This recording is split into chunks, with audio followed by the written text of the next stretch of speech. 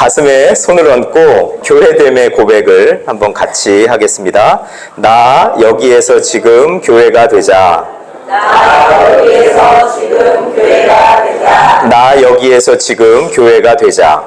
나 여기에서 지금 교회가 되자. 아멘. 나는 하나님과 어떤 관계에 있는가? 이 관계 설정이 우리가 신앙생활 하는 데 있어서는 무척 중요합니다. 나는 하나님과 지금 어떤 관계에 있는가? 구약의 이스라엘 백성들은 우리 하나님과 언약 관계에 있었습니다. 그 언약 관계에 있으면서 그들을 하나님과의 관계에서 이렇게 설정을 했었죠. 하나님은 왕이시고 나는 그 백성이다. 또는 하나님은 나의 아버지시고 나는 그의 자녀입니다. 또는 하나님은 목자이시고 나는 그의 양입니다. 이런 식으로 하나님이 나에게 어떤 분인가 그 관계를 설정하고 살았다라는 겁니다. 오늘은 그 가운데서 목자와 양의 이 관계를 우리가 한번 살펴보면서 말씀의 은혜를 같이 나눴으면 좋겠습니다. 중동을 보면 목자와 양의 관계를 설정하는 것이 그렇게 어렵지 않습니다. 그들의 문화권에서는 그들 삶에 밀접한 현장이 바로 목자와 양의 관계일 수 있다라는 것이죠. 우리가 신앙 생활을 할 때 이 신약의 성도들도 또 사도들조차도 그 예수님과 우리의 관계를 이 목자와 양의 관계로 이렇게 설정한 그런 사도가 있습니다. 대표적으로 베드로 사도를 우리가 들 수 있겠죠. 베드로전서 2장 25절 말씀에 보면 너희가 전에는 양과 같이 길을 잃었더니 이제는 너희 영혼의 목자와 감독 되신 이에게 돌아왔느니라. 우리가 우리 예수님과의 관계에서 어떤 존재인지를 이렇게 그림 언어로 설명을 해주고 있습니다. 전에는 길을 잃었던 양과 같았던 그런 존재였다. 그러나 지금은 구원받고 영혼의 목자이신 주님께 돌아왔다. 우리 영혼의 감독이신 예수님께 돌아왔다라고 이 구원받은 우리의 현실, 우리의 그 관계를 목자와 양의 관계로 설명을 하고 있습니다. 이렇게 우리의 구원을 그리고 구원받은 이후에 이 하나님과 관계를 내가 어떻게 맺으면서 살아가는지를 이렇게 잘 설정하고 규정을 하고 신앙생활하는 것은 무척 중요하다라는 사실이죠. 중요한 것은 예수님이 어떻게 우리의 목자가 되시는가라는 것이죠. 그것은 오늘 말씀을 우리가 함께 나누면서 한번 살펴보도록 하겠습니다. 구약에도 보면 우리 하나님은 시편 118편 20절 21절에 보면 여호와의 문이라는 것을 이야기합니다. 그래서 이 여호와의 문으로 들어오는 자는 구원을 받는다.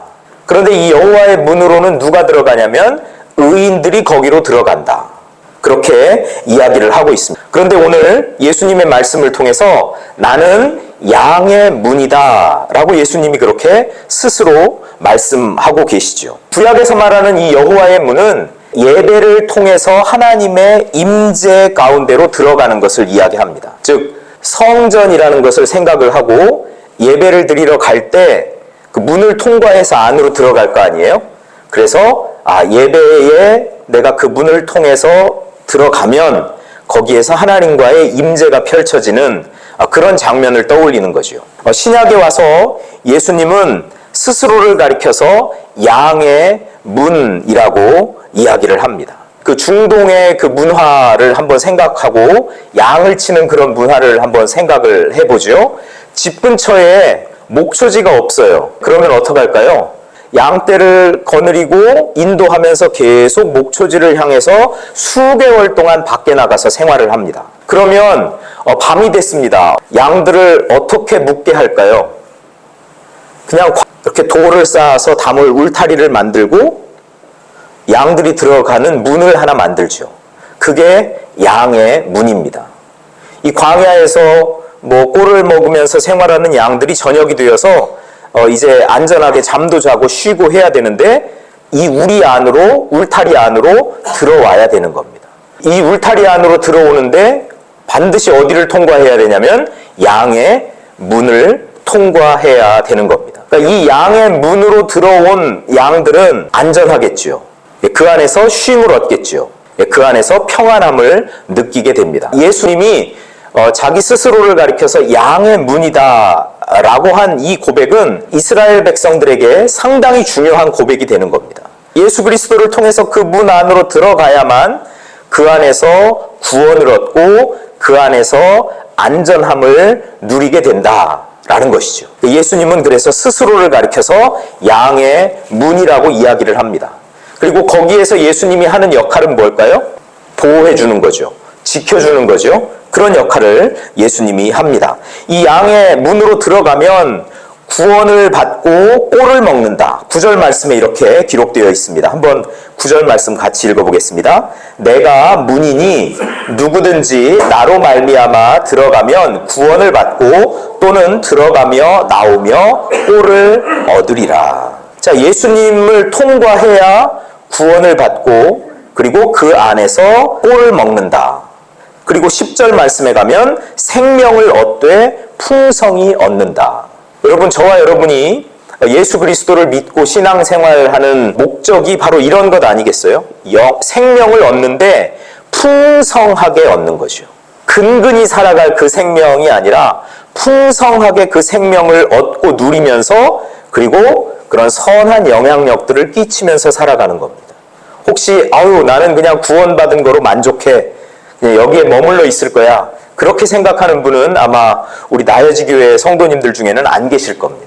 주님이 주신 그 구원의 생명을, 영원한 생명을 우리가 누리되 풍성하게 누리실 수 있기를 축복합니다. 왜냐하면 이것은 주님이 약속하신 것이기 때문에 그렇다는 거죠. 자, 예수님은 그런데 우리에게 이 생명을 주시는데 어떻게 주시냐는 거예요.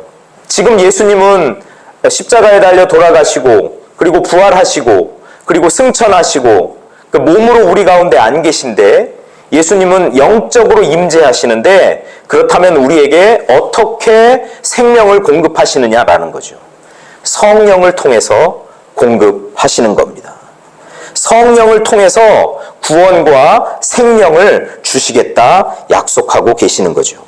예수님은 오늘 본문에서 스스로에 대해서 나는 양의 문이다 라고 이야기를 하면서 또한 나는 선한 목자다 라고 그렇게 이야기를 합니다. 이 두 가지 개념을 우리가 오늘 꼭 기억하고 돌아갔으면 좋겠습니다. 구약에서 이스라엘을 이끄는, 인도하시는 그 목자 하나님에 대한 고백이 있습니다. 이 고백을 대표적으로 했던 사람이 다윗 왕이죠. 그래서 시편 23편에 보면 여호와는 나의 목자시니 내가 부족함이 없으리로다.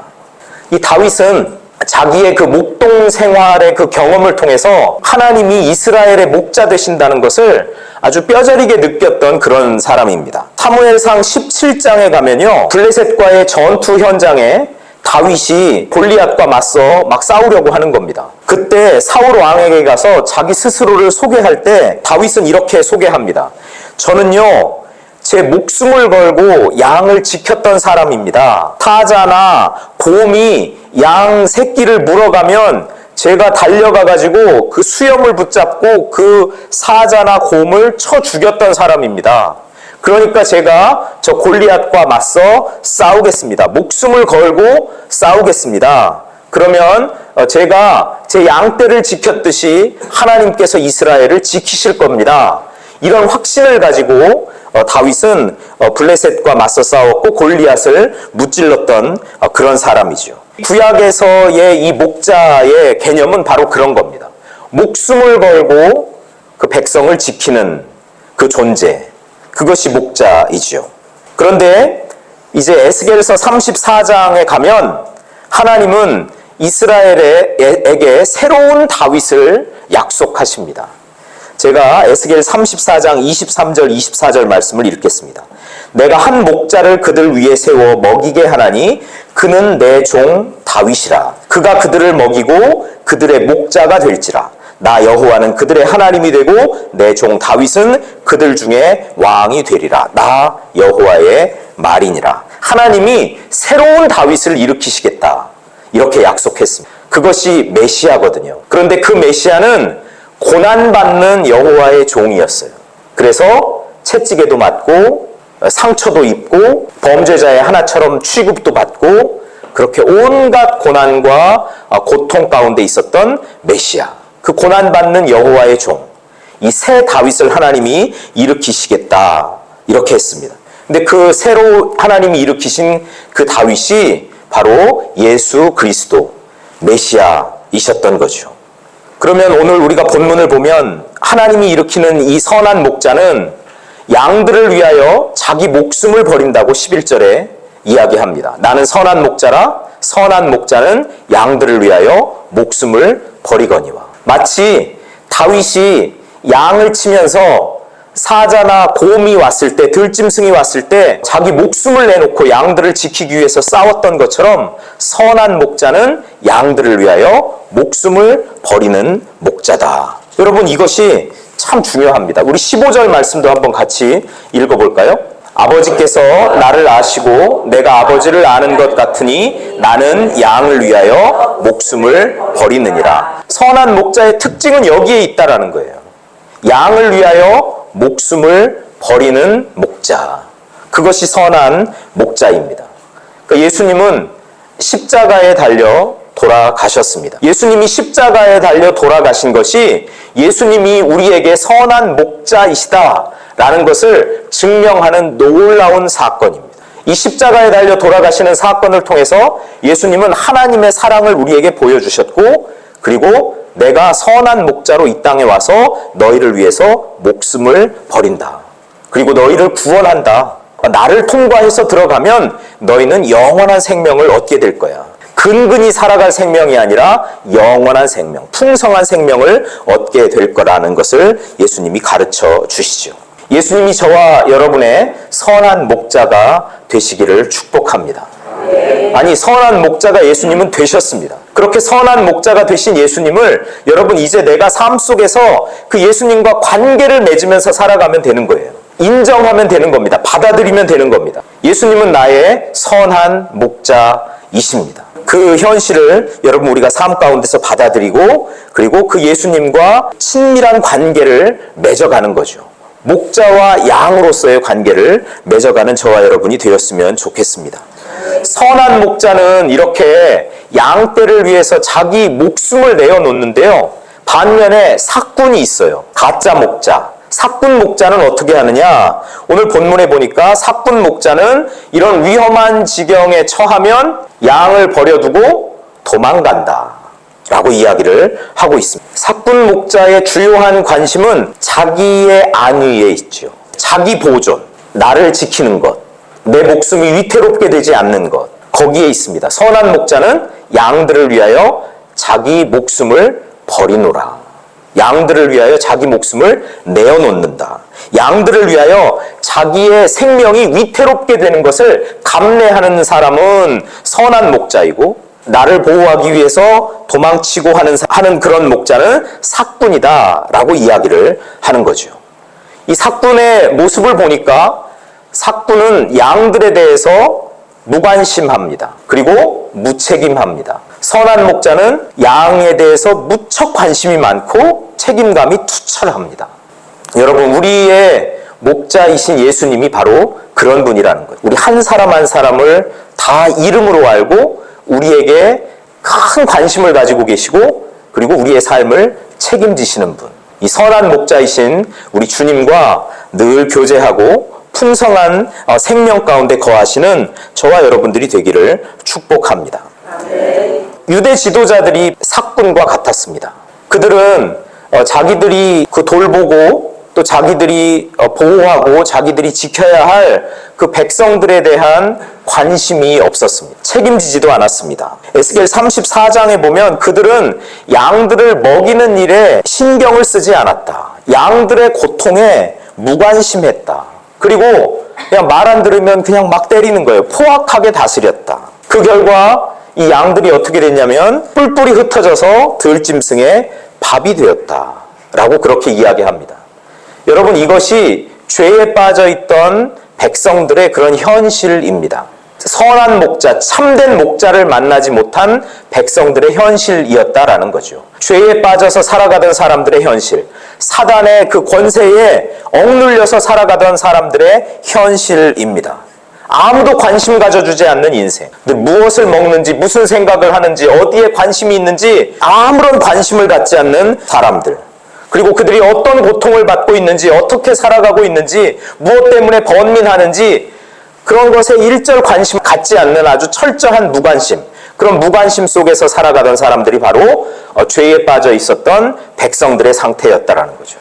저와 여러분이 구원받기 전에 상태가 바로 그런 상태였습니다. 참다운 목자를 만나지 못해서, 그리고 관심도 받지 못하고 사랑도 받지 못해서 영양실조에 걸리고, 그리고 상처받고 살아가고, 상처를 받아도 그 상처를 싸매주고 치료해주는 사람이 없어서 상처가 곪고 덧나고 그 악순환 속에서 살아가던 사람, 그래서 뿔뿔이 세상 가운데 흩어져서 살아가던 사람, 유리하면서 방황하던 사람들이 바로 우리들이었는데, 예수님이 이런 우리들을 위해서 이 땅에 오셨고 십자가를 지시면서 우리의 죄를 담당해 주셨고, 예수님 스스로 자기 목숨을 보존하려고 하지 않고 자기 목숨을 아까워하지 않고 우리를 위해서 온전히 내어주셨다라는 겁니다. 예수님이 보여주신 이 삶의 모습, 십자가 위에서 보여주신 이 삶의 모습이 바로 선한 목자의 특징하고 딱 부합하는 거죠. 그래서 그 예수님이 바로 선한 목자다라는 것입니다. 우리가 살아가는 이 세상에는 이리와 같은 그런 존재가 있습니다. 본문에서 보면 이리가 양 우리에 가까이 이렇게 오는 목적은 뭘까요? 어떻게 해서든지 해하기 위하여 그렇게 접근을 하겠죠. 그래서 여기 본문에서 말하는 이 이리는 이 세상입니다. 세상의 위협이 바로 이리일 수 있습니다. 또 하나는 교회라는 이 공동체 안에도 우리가 방심하면 이리가 들어와서 또 성도들을 유혹하고 교묘하게 꿰는 그런 일들이 있다. 그럴 때 우리를 이 세상의 위협에서부터 또 거짓 가르침으로부터 보호하고 지켜줄 선한 목자가 계시는데, 그분이 바로 예수님이시다라는 겁니다. 예수님이 우리가 이 삶을 살아가면서 신앙생활하면서 겪게 되는 그런 모든 어려움으로부터 목숨을 걸고 우리 자신을 지켜주시는 분이다 라는 사실을 여러분 우리가 확실히 기억하는 이 시간이 되었으면 좋겠습니다. 어떻게 여러분 예수님이 우리를 지켜주시는가? 성경에 보면요, 진리를 알지니 진리가 너희를 자유롭게 하리라고 말씀합니다. 예수님이 진리이시거든요. 예수님이 진리세요. 이 진리가 우리를 자유롭게 하고 이 진리가 우리를 지킵니다. 에베소서 6장에 보면 우리의 싸움이 영적인 싸움이라는 것을 가르쳐 줍니다. 그러면서 마귀를 대적하는 이 싸움에서 우리가 진리로 허리띠를 띠고 라는 말이 나오거든요. 에베소서 6장 14절 말씀입니다. 진리로 허리띠를 딱 동여맬 때 그때 이 영적 싸움을 잘 싸울 수 있다라는 거죠. 이 진리가 누구라고요? 예수님입니다. 그러니까 예수님을 알면 여러분 이 영적 싸움을 잘 할 수 있는 겁니다. 예수님을 알면 세상의 위협과 거짓 가르침으로부터 우리 스스로를 지켜낼 수가 있는 것이죠. 잠언 20장 28절에도 이런 이야기가 나옵니다. 왕은 인자와 진리로 스스로 보호하고, 왕이 된 자는 인자와 진리로 스스로를 보호해야 된다. 여러분, 그래서 이 진리 공부를 잘 하면요, 그 진리가 나를 지켜주는 거예요. 우리 그리스도인들에게 진리는 예수 그리스도예요. 나는 길이요 진리요 생명이다. 예수님이 진리거든요. 진리를 알지니 진리가 너희를 자유롭게 하리라. 이 진리를 우리가 알면 알수록 그 진리가 우리를 보호해 주는 겁니다. 세상의 위협으로부터, 그리고 거짓 가르침으로부터 말이죠. 시편 91편 4절 말씀을 제가 한번 읽어보겠습니다. 그가 너를 그의 깃으로 덮으시리니 내가 그의 날개 아래에 피하리로다. 그의 진실함은 방패와 손방패가 되시나니. 진리이신 예수 그리스도가 우리의 방패가 되고 손방패가 된다. 큰 방패, 우리 전신을 가리는 그런 방패도 되고, 그리고 기민하게 이 적의 공격을 막아낼 수 있는 손방패도 된다. 세상의 위협으로부터 거짓 가르침으로부터 우리를 보호해주고 막아주는 그것이 바로 진리, 주님의 진리다라는 사실입니다. 여러분, 진리를 아는 일에 그래서 우리가 힘써야 되는 거죠. 예수 그리스도를 알면 알수록, 공부하면 공부할수록 스스로를 지켜낼 수가 있기 때문입니다. 무엇으로 우리를 지켜낼 수 있겠습니까? 나의 의지? 그 의지로 안 된다는 거예요. 예수 그리스도가 내 안에 충만할 때, 예수 그리스도가 내 삶을 붙잡아주고 있을 때, 내가 예수 그리스도 안에 들어갔을 때, 내가 예수 그리스도가 쳐주는 그 울타리 안에 있을 때, 여러분, 나는 안전하고 내 삶은 안전하고 그리고 내 인생의 항해가 안전해지는 것이죠. 예수님이 지켜주시기 때문에 그렇습니다. 진리이신 주님이 지켜주시기 때문에 그렇습니다. 선한 목자이신 우리 주님을 따라가는 저와 여러분이 되실 수 있기를 축복합니다. 주님이 쳐놓으신 그 진리의 울타리 안에서 살아가는 분들이 되실 수 있기를 축복합니다. 주님은 주님의 그 말씀으로 우리를 인도하고 가르치잖아요. 이 진리의 울타리 안에서 주님의 그 말씀의 인도와 그 가르침을 따라 사는 저와 여러분들이 될 수 있기를 축복합니다. 그래서 그 안에서 생명을 누리되 풍성하게 누리고, 그 안에서 꼴을 먹되 배부르게 풍성하게 누리고 만족하게 살아가는 저와 여러분이 되기를 축복합니다.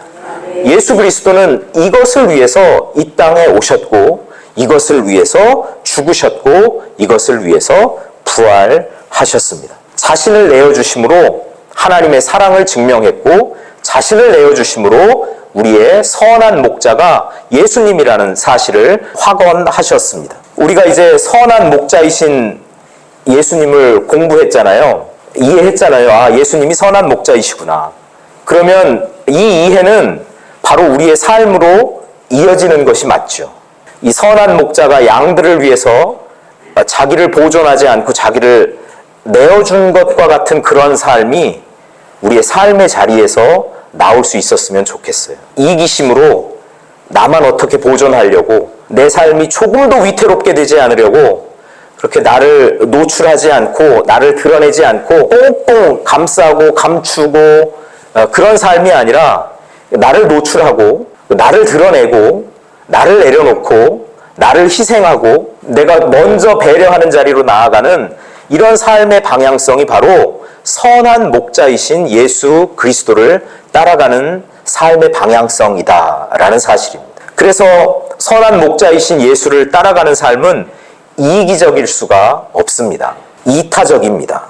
이 한 가지 주제를 가지고 우리 일주일 한번 살아보면 어떻겠어요? 이번 한 주간 내가 얼마나 내 주변에 있는 사람들에게 이타적일 수 있을까? 나만 생각하는 그런 사람이 아니라 상대를 생각하고 배려하고 존중하고 저 사람을 위해서 나의 것을 내어놓는 그런 이타적인 삶을 내가 어떻게 살아갈 수 있을까? 고민하고 또 실천하는 그 일을 통해서 예수 그리스도를 제대로 멋지게 따라가는 저와 여러분이 될 수 있기를 축복합니다. 선한 목자이신 우리 주님과 동행하시는 그런 은혜가 우리 공동체 안에 우리 모든 성도님들에게 가득하기를 축복합니다.